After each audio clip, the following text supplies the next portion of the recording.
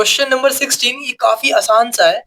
Find the equation of the curve passing through the origin. हमें एक equation find करनी है किसकी? कर्व की, जो कि पास हो रहा है ओरिजिन से, मतलब वो पास हो रहा है 0,0 से। ठीक है, ये बात तो सिंपल सी बात है। ओके, आगे क्या बोल रहे हैं वो? Given that the slope of the tangent, slope of the tangent का मतलब क्या हुआ? dy upon dx, dy upon में dx। ठीक है, given that slope of the tangent to the curve at point x y. ठीक है, स्लोप ऑफ द टेंजेंट क्या है? एक्स वाई का, मतलब कर्व एट पॉइंट, पॉइंट हमें गिवन है x Y, is equal to, जो स्लोप है वो इक्वल है किसके? Sum of the X equal to the sum of the coordinates of the points. तो एक्स कोऑर्डिनेट का एक्स और वाई कोऑर्डिनेट का वाई, तो हमें ये मिला। समझ रहे हो इस बात को? अगर समझ में ना आया हो तो कोई बात नहीं, एक बार फिर से पढ़ो। क्या लिखा हुआ है, ध्यान से देखो। Given that the slope of the tangent, क्या हुआ स्लोप ऑफ द टेंजेंट हमारा? dy upon dx to the curve at a point x y. जो कर्व है उसके वो पॉइंट किस पॉइंट पे है, मतलब उस पे एक पॉइंट कौन सा है? X Y, is equal to the sum of the coordinates of the point. Point के कोऑर्डिनेट्स क्या है? एक्स एंड वाई है कि नहीं? पॉइंट क्या है हमारा? X Y. तो किसके इक्वल है? Sum of the coordinates of the point, मतलब x और y। ये क्या है? कोऑर्डिनेट है पॉइंट्स के, x और y। तो x प्लस y हो गया। सिंपल सी बात, जो क्वेश्चन में लिखा था हमने वो एज इट इज लिख दिया है। अब हमें क्या फाइंड करना है? हमें स्लोप दे रखा है, हमें फाइंड करना है इक्वेशन किसका? कर्व का। हमें डिफरेंशियल इक्वेशन गिवन है और हमें कर्व की इक्वेशन फाइंड करनी है। मतलब ये dy अपॉन dx गायब करो। कैसे गायब करोगे? इंटीग्रेट करके। और वो कैसे करोगे? इसकी हेल्प से, क्योंकि ये फॉर्म बन रही है यहाँ पे dy अपॉन dx। यहाँ पे y है तो y को इधर ले आओ, तो क्या मिल जाएगा हमें? dy अपॉन dx माइनस का y equal to x। Same to same form बन चुकी है, ऊपर y है तो यहाँ पे भी क्या है? y। तो बताओ p क्या होगा और q क्या होगा? p होने वाला है जो y के साथ में है, मतलब माइनस का 1, और q होने वाला है हमारा जो कि इक्वल टू के बाद में है, मतलब x। ओके, अब इसके बाद क्या फाइंड करना होता है हमें? इंटीग्रेटिंग फैक्टर, मतलब आई एफ। आई एफ की वैल्यू क्या आएगी बताओ? आई एफ हमारा क्या आने वाला है? इंटीग्रेटिंग फैक्टर ई की power integration P D x. Okay, यहाँ पे मैंने पी क्यू लिख दिया, ये तो क्यू है ना, क्यू की वैल्यू क्या है? एक्स। अच्छा, पी डी एक्स, तो पी क्या है हमारे पास? -1, तो ये क्या आ गया?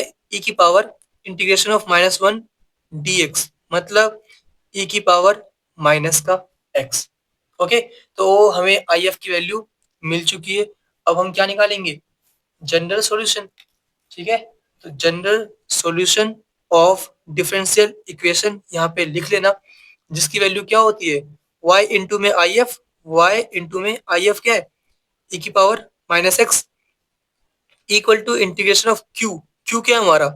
x, तो x इंटू में आई एफ, मतलब e की पावर माइनस का x, और dx प्लस सी। इसकी वैल्यू फाइंड कर लो तो आपको इक्वेशन ऑफ द कर्व मिल जाएगी।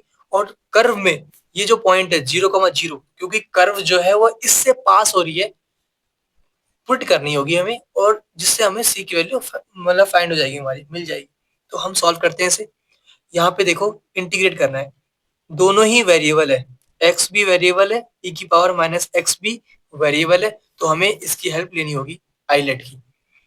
पहले इनवर्स आता है, फिर लॉग आता है, फिर अलजेब्रा आता है, मतलब ये हमारा पहले आएगा u, और ट्रिग्नोमेट्री के एंड में आता है एक्सपोनेंट, तो ये होने वाला है v। इंटीग्रेट करना हमें अच्छे से आता है, जिनको ना आता हो वो ये देख ले फॉर्मूला। पहली बार तो इसको देख नहीं रहे हो आप, बहुत बार देख चुके हो पहले भी। ये क्या आने वाला है? y इंटू में e की power minus x equal to u into में इंटीग्रेशन ऑफ v। u क्या है हमारा? x, तो x इंटू में इंटीग्रेशन ऑफ e की पावर माइनस एक्स।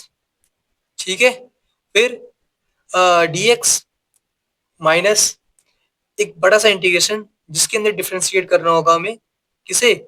u को, मतलब x को, फिर इंटीग्रेट करना होगा v को वापस से, माइनस का x dx, फिर हमारा ये ब्रैकेट क्लोज, और एक dx और आ जाएगा यहाँ पे। ठीक है, तो ये आ चुका है, प्लस एक कांस्टेंट वैल्यू है तो प्लस का सी कर दो, तो ये आ गया हमारे पास y इंटू में e की power minus x equal to x.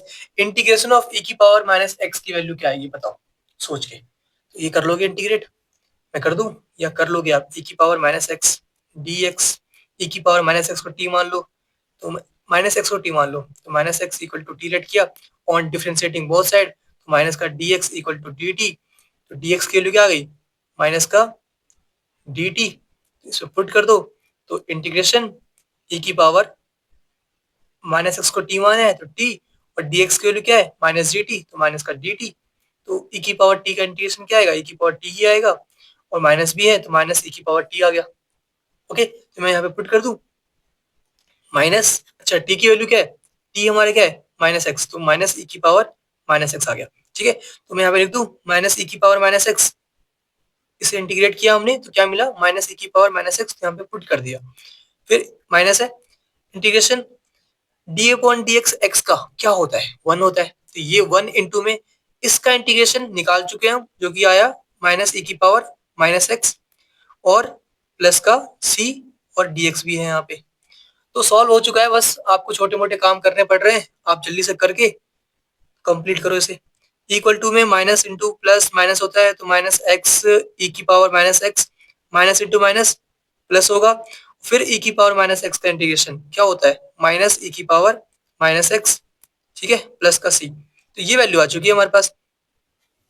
तो इसके अंदर देखो सबके पास ई की पावर माइनस एक्स है कि नहीं, चलो मत ही लिखो, तो ये क्या है ई की power minus x equal to minus x e की power minus x plus into minus minus होता है माइनस ई की power minus x plus c, और ये पास हो रहा है ओरिजिन से, ठीक है डन। तो बताओ एट ओरिजिन, एट ओरिजिन, ठीक है, मतलब 0,0, जब x की वैल्यू 0 होगी और y की वैल्यू 0 होगी, इसका मतलब क्या है x equal to 0 and y equal to 0, लिखने की जरूरत तो वैसे है नहीं लेकिन मैंने लिख दिया। तो c की वैल्यू क्या मिलेगी बताओ, अगर मैं x की वैल्यू 0 पुट करता हूँ और y की वैल्यू 0 पुट करता हूँ तो मुझे क्या मिलेगा, यहाँ पे y की वैल्यू 0 करोगे 0 इंटू कुछ भी हो 0 होता है, 0 इंटू कुछ भी हो 0 होता है, फिर यहाँ पे क्या आएगा e की पावर माइनस 0, मतलब e की पावर 0, e की पावर 0 क्या आएगा बताओ 1 होगा, किसी की पावर 0 होता है तो वो 1 के इक्वल होता है, तो यहाँ पे क्या आने वाला है -1, इसकी वैल्यू -1 आने वाली है, ये 0 होने वाला है, ये 0, क्योंकि यहाँ पे y इंटू कुछ है, y की वैल्यू 0 पुट करनी है, x इंटू कुछ है, इसकी वैल्यू 0 पुट करनी है, x की वैल्यू, तो यहाँ पे -1 मिलेगा। तो हमें सिंपल सी बात है c की वैल्यू क्या मिल गई यहाँ से, लिख मैं प्रॉपर लिखूं या समझ गए, ये 0 आएगा इक्वल टू 0 -1 प्लस सी, मतलब यहाँ से सी की वैल्यू क्या मिल गई, सी इक्वल टू 1 मिल गई। अब ये सी की वैल्यू जो 1 मिली हुई है ना, आपको करना क्या है, इसे पता है हमें क्या करना है, आपको ये वैल्यू सी की ये वाली वैल्यू जो मिली है वो इसके अंदर पुट कर दो और आपका आंसर कंप्लीट हो जाएगा, आपको जो चाहिए इक्वेशन ऑफ द कर्व वो आपको मिल जाएगी, ठीक है, बस आपको ये 1 इसके अंदर पुट करना है और हमारा आंसर कंप्लीट हो गया, ठीक है।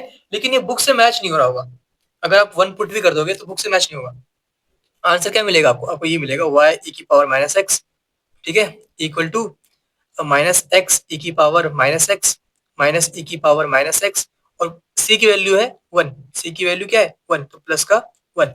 अब ये बुक में ये आंसर नहीं दे रखा बट ये सही है, अगर आपको आपको बुक से मैच करना है ना तो इस पूरे को e की पावर माइनस एक्स से डिवाइड कर दो, ठीक है, अगर आप पूरे को e की पावर माइनस एक्स से डिवाइड करोगे तो क्या मिलेगा, यहाँ पे y मिलेगा, यहाँ पे भी e की पावर माइनस एक्स है तो ये कैंसिल हो जाएगा, यहाँ पे माइनस का x मिलेगा, यहाँ पे भी e की पावर माइनस एक्स है कैंसिल होके 1 मिलेगा, और यहाँ पे क्या मिलेगा 1 अपॉन में e की पावर, यहाँ पे 1 है ना तो 1 अपॉन में e की पावर माइनस एक्स मिलेगा, और आप माइनस एक्स को ऊपर ले जाओ तो e की पावर x बन जाएगा, ठीक है, नेगेटिव है पावर ऊपर जाके पॉजिटिव हो गया, तो ये आंसर मिल गया, ठीक है, आपकी मर्जी है ये करना है कर लो, इतना करके छोड़ोगे तो ये भी सही है, इतना ही करना था, ठीक है।